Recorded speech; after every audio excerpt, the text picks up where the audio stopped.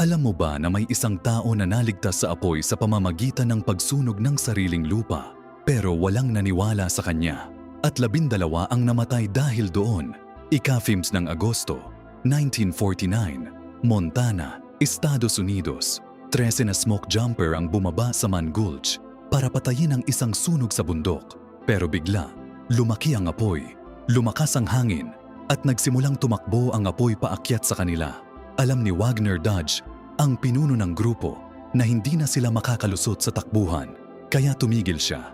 Sa loob ng ilang segundo, sinunog niya ang damo sa harap niya at pumasok siya sa maliit na lugar na nasunog na.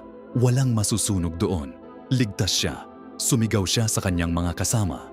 Pumasok dito. Pero hindi nila naintindihan. Kailan pa ba nakita ng sinuman ang ganitong paraan? Hindi sila tumigil. Nagpatuloy silang tumakbo. 12 sa kanila ang namatay. Si Dodge ay nakatayo sa gitna ng abo at nanonood habang lumalampas sa kanya ang apoy. Hindi siya mas matapang kaysa sa iba.